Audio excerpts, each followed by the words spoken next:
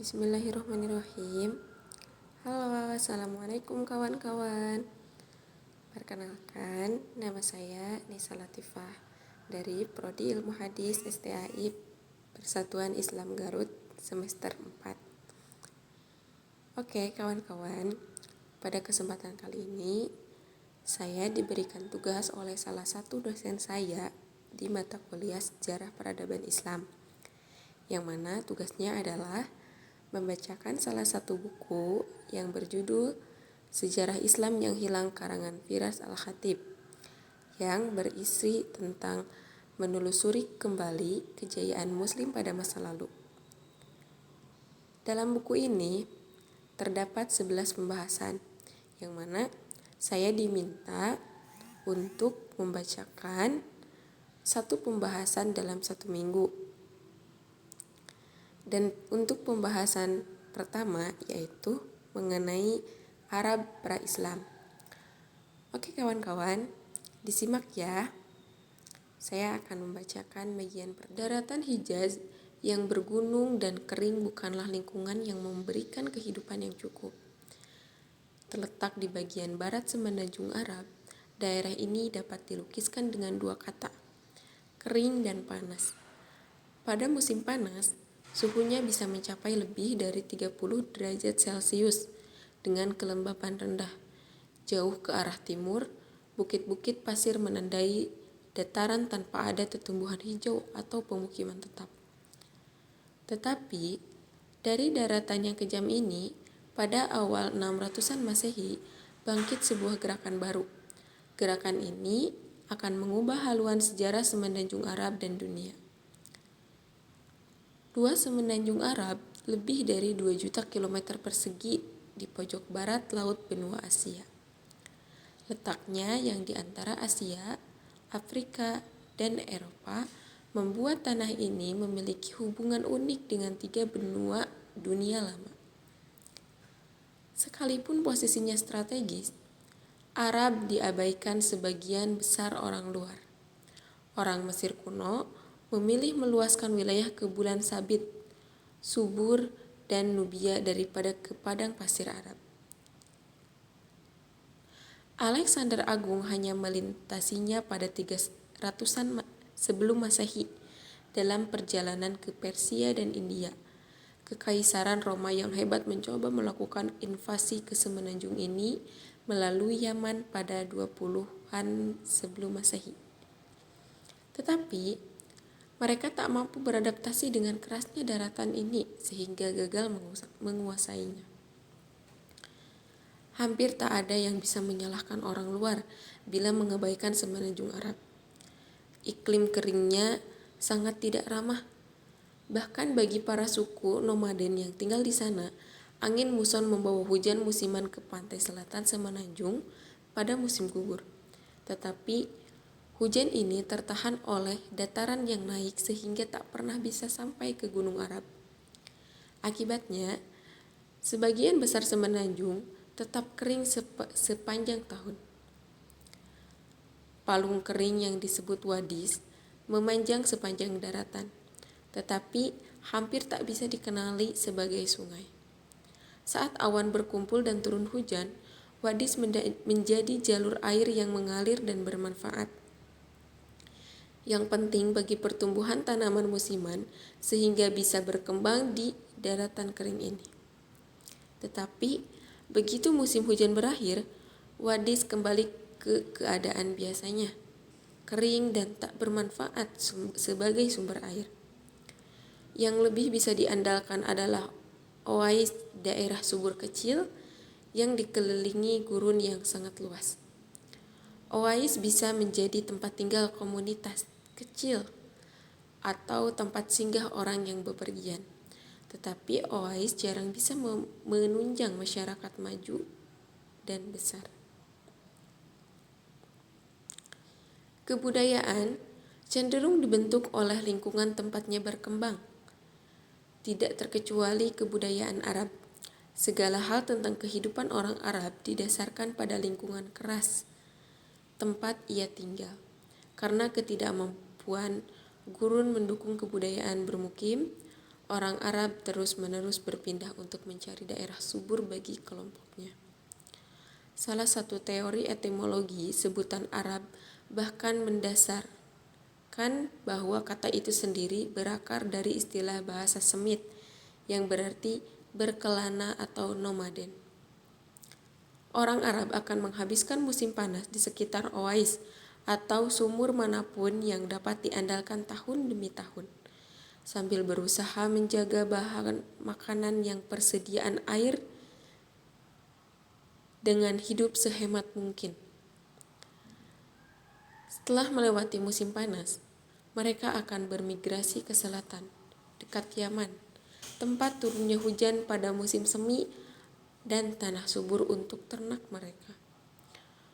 Tumbuhan itu menyediakan cukup makanan bagi kawanan domba, kambing, dan unta untuk hidup sepanjang musim dingin. Saat orang-orang mendirikan tenda dan pemukiman sementara, saat hujan berhenti dan musim kering mulai lagi pada musim semi, orang Arab kembali ke oasis dan sumur untuk musim panas berikutnya. Siklus keras ini menjadi norma bagi suku Arab nomaden sejak lama sekali dan tetap dijalani orang Arab Baduy yang masih hidup di padang pasir Arab. Padang pasir bukanlah tempat untuk sendirian. Dengan begitu banyaknya ancaman terhadap keberlangsungan hidup orang Arab, kerjasama komunitas sangatlah penting. Ketergantungan pada kerabat merupakan garis pertahanan pertama dalam melawan kelaparan dan panas yang terus-menerus mengancam keberlangsungan hidup.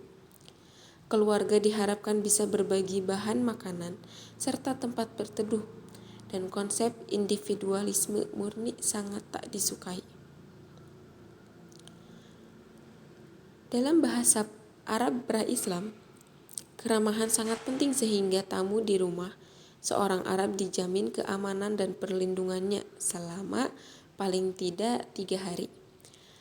Bahkan sebelum ditanya mengapa ia datang ke sana, tradisi ini selanjutnya diperkuat oleh Nabi yang menyatakan seorang tamu berhak dijamu selama 3 hari.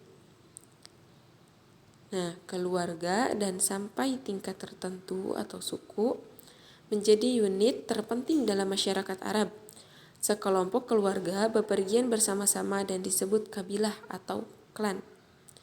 Beberapa klan membentuk suku yang dipimpin seorang kepala suku yang disebut syekh. Identitas dan asal suku sangat penting dalam dunia Arab pra-Islam. Anggota suku akan mendapat perlindungan, dukungan, dan kesempatan ekonomi. Suku-suku akan berperang untuk mempertahankan salah satu anggotanya, dan perang suku yang mengerikan umum terjadi sebelum datangnya Islam. Persaingan memperebutkan tanah, berumput, dan kawanan ternak kerap membawa suku-suku pada perang yang menghancurkan, yang bisa berlangsung bertahun-tahun dan memakan banyak korban. Bagi orang Arab, perjuangan hidup itu harus terus-menerus dilakukan, baik melawan manusia maupun alam. Dalam masyarakat suku dan nomaden seperti ini, ungkapan artistik sulit disalurkan. Sumber daya dan waktu yang dibutuhkan untuk menyelesaikan patung dan lukisan seperti kebudayaan kuno Mesir dan Yunani hampir tak ada. Tetapi hasrat alamiah manusia mencari keindahan tak dapat dilenyapkan oleh pasir gurun. Malahan, hasrat ini menemukan bentuk baru, bahasa. Mungkin lebih dari bahasa lain di dunia, bahasa Arab itu sendiri merupakan sebentuk ungkapan artistik. Kata dan struktur kalimatnya cair, menciptakan beragam cara untuk mengungkapkan suatu gagasan yang sama. Dengan demikian, puisi menjadi seni de facto di Arab. Syair epos panjang yang memuja suku dan kepahlawanan menjadi karya seni terbesar mereka. Penyair terbaik didapuk menjadi pesohor dengan segala cara. Kata-kata mereka diingat oleh publik dan diulang-ulang lintas generasi. 7 syair terhebat pra-Islam dikenal sebagai mu'allaqat, yang berarti yang tergantung. Syair tersebut dijuluki demikian karena digantung di dinding Ka'bah di Mekah atau tergantung di hati seluruh orang Arab untuk menghormati medium berbentuk syair ini. Meskipun menjadi masyarakat sastra yang maju, tulisan masih langka di sepenanjung Arab. Akan tetapi, bentuk bahasa tertulis ini pernah muncul pada 500-an Masehi. Hafalan sudah cukup bagi orang Arab yang mampu mengingat sejak ribuan baris sehingga dapat mengulanginya bagi generasi masa depan. Menghafal nantinya terbukti menjadi kecakapan virtual bagi Islam datang di semenanjung ini pada 600-an Masehi. Berbicara tentang agama, orang Arab pra-Islam hampir semuanya politeis. Tradisi Islam meyakini Nabi Ibrahim atau Abraham dan anaknya yaitu Ismail membangun Ka'bah di lembah Mekah pada masa lalu sebagai rumah pemujaan satu Tuhan. Ka'bah dibangun dalam bentuk kotak di atas pondasi yang dibuat oleh manusia pertama, yaitu Adam. Dari tempat suci ini, Ismail bisa menyampaikan pesan monoteisme kepada bangsa Arab yang telah mengangkatnya sebagai bagian dari bangsa Arab sendiri. Tetapi selama berabad-abad, anak cucu Ismail mendistorsi ajaran monoteismenya. Patung batu dan kayu dibuat untuk menampilkan sifat-sifat Tuhan. Selanjutnya, mereka menampilkan Tuhan-Tuhan yang terpisah sama sekali. Menjelang kedatangan Nabi Muhammad, ada 360 Tuhan di Ka'bah. Pesan Ibrahim dan Ismail tak seluruhnya hilang dari ingatan orang Arab. Bahkan beberapa ajaran pokoknya masih berperan penting bagi masyarakat ini. Tentu saja, mereka masih mempercayai Tuhannya Ibrahim dan Ismail, yang dalam bahasa Arab disebut Allah. Tetapi mereka yakin bahwa Allah hanya salah satu dari banyak Tuhan yang ditampilkan lewat patung. Sistem kepercayaan ini melenceng jauh dari monoteisme ketat yang diajarkan kedua nabi tersebut, serta mencerminkan pengaruh agama Sumeria ke bagian utara. Masyarakat Kristen dan Yahudi yang terisolasi masih banyak di dalam semenanjung Arab dan juga menghormati nabi-nabi tersebut. Tetapi itulah ujung kesamaan mereka. Penganut monoteisme yang tersebar di Arab cenderung menghindari asimilasi penuh dengan penganut politeisme Arab dan malah menciptakan masyarakat yang pecik. Meskipun berada jauh di gurun semenanjung Arab, jauh dari kebudayaan yang lebih maju, bangsa Arab tidaklah terisolasi dari para tetangganya sama sekali. Bangsa Romawi telah menjadi adik kuasa regional di sepanjang perbatasan utara semenanjung pada dekade awal Masehi. Dengan memadamkan banyak pemberontakan Yahudi di provinsi Suriah Palestina, Romawi menegakkan kendali ke mereka di wilayah tersebut. Bagi bangsa Arab Badui, hal ini berarti hadirnya mitra dagang yang kaya dan kuat di sebelah Arab. Para pedagang secara berkala melintasi bagian barat semenanjung, dari Yaman di selatan menuju Suriah di utara, dengan memperdagangkan barang-barang dari tempat-tempat jauh seperti India dan Italia. Bangsa Romawi sudah puas bertahan di daerah yang lebih ramai dan familiar di bulan sabit, subur dan membiarkan bangsa nomaden Arab melanjutkan perdagangan ke daerah-daerah yang lebih jauh. Di sebelah timur laut Arab terdapat plato Iran, kebangkitan dinasti Sassanid di Persia pada 200-an Masehi menghadirkan persaingan panjang antara Romawi dan Persia yang akan berdampak kepada bangsa Arab. Batas antara dua kekaisaran besar ini berubah-ubah, tetapi biasanya ada di gurun Suriah, semenanjung Arab sebelah utara. Baik Romawi maupun Persia berusaha untuk mendapatkan keunggulan dengan kemanfaatan suku-suku Arab, biasanya yang telah memeluk agama Kristen sebagai wakilnya. Bersemangat memanfaatkan konflik ini untuk kepentingan sendiri, persekutuan dua suku Arab pun berkembang menjadi negara sekutu demi kekuatan besar.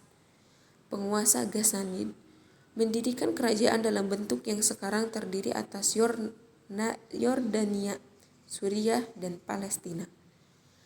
Kerajaan itu berfungsi sebagai penyangga bagi Kekaisaran Romawi. Dengan cara yang sama, Lakhmin mengontrol Mesopotamia Selatan dan melayani Persia. Kedua kerajaan Arab ini sangat dipengaruhi oleh majikannya yang menghabiskan banyak dana untuk mempersenjatai daerah taklukannya dalam menghadapi musuh. Tetapi peperangan yang terus-menerus terjadi secara perlahan melemahkan seluruh pihak. Menjelang awal 600-an, Romawi dan Persia kelelahan akibat perang berpuluh tahun dan bersembunyi di balik kekuatan militernya. Ghassani dan Lakhmin juga merasakan tekanan perang karena mereka hanya pion dalam konflik berkepanjangan ini. Tetapi kebanyakan suku Arab menghindari konflik eksternal di antara kedua kekuatan imperial tersebut. Mereka lebih tertarik melanjutkan perdagangan yang menguntungkan dengan dua kekaisaran tersebut daripada membantu memutuskan pemenangnya. Di sebelah selatan Semenanjung terdapat kerajaan Aksum yang kuat di Abyssinia, Ethiopia sekarang ini. Berada di pegunungan Abyssinia, Aksum adalah negara perdagangan kuat yang menghubungkan kerajaan-kerajaan di pedalaman Afrika, rute laut Samudra Hindia, dan bagian selatan Semenanjung Arab. Sebagian tempat persimpangan peradaban, Aksum berpengaruh besar bagi pedagang Arab yang berdagang dengan orang Aksum di Yaman. Seperti halnya Romawi, Aksum adalah kekaisaran Kristen yang bersitegang dengan Persia dalam beberapa kejadian. Pengendalian perdagangan melalui Yaman merupakan sumber konflik tanpa henti karena kedua belah pihak berusaha menjadikan para pemimpin lokal sebagai pengikutnya. Dalam globalisasi dunia yang meningkat pada awal 600-an, bangsa Arab sadar akan keberadaan para tetangga mereka dan terpengaruh oleh peristiwa-peristiwa yang terjadi di luar Semenanjung Arab. Menjadi persimpangan tiga negara besar menyebabkan mereka mafhum akan politik internasional dan memiliki keahlian memanfaatkan persaingan demi keuntungan mereka. Meski tinggal di lokasi yang berbahaya, bangsa Arab aman di tengah-tengah gurun. Mereka menyebut Semenanjung itu Jazirat Arab, yang berarti pulau bangsa Arab, menggambarkan betapa terisolasinya bangsa ini. Keterisolasian ini terbukti sangat bermanfaat. Lingkungan yang keras membuat tak satu pun negara-negara di sekelilingnya dapat menyerbu dan menduduki tanah Arab. Siklus pengembaraan tradisional dan cara hidup mereka sebagian besar tak terpengaruh oleh politik dan perang regional. Dalam lingkungan yang terlindung ini, sebuah gerakan akan bangkit pada awal 600-an. Gerakan tersebut akan berimplikasi besar bagi negara-negara sekitarnya dan akhirnya seluruh dunia. Gerakan ini akan mengubah nasib bangsa Arab selamanya dengan membangun dan memanfaatkan kemauan uniknya serta membuang perilaku budaya negatif yang telah menjadikan mereka bangsa nomaden, pengembara, dan suku berperang. Faktor geografi, iklim, dan politik bersama-sama menghadirkan lingkungan sempurna tempat Islam lebih cepat tumbuh menjadi kekuatan dunia dibanding gerakan agama atau kekaisaran manapun di dunia. Kekuatan itu akan menyapu padang gurun Arab, memasuki Romawi dan Persia yang sudah babak belur, menaklukkan berbagai wilayah dan mengasimilasi beragam bangsa, serta menciptakan imperium yang membentang dari Spanyol sampai India pada awal 700-an, terbesar di dunia saat itu. Pertumbuhan kekuasaan dan kebudayaan yang eksponensial belum terbayangkan oleh bangsa Arab awal 600-an. Mereka saat itu masih berjuang untuk bertahan hidup. Tetapi semuanya dicapai karena kehadiran seseorang yang membawa pesan revolusioner dan janji bagi nasib baru bangsa Arab. Semua yang sanggup melangkahi padang pasir, yaitu Nabi Muhammad SAW. Sekian teman-teman untuk pembahasan di minggu ini, yaitu mengenai Arab pra-Islam. Nah, untuk pembahasan kedua ditunggu di minggu besok ya. Jangan kemana-mana, stay tune di sini. Terima kasih. Assalamualaikum warahmatullahi wabarakatuh.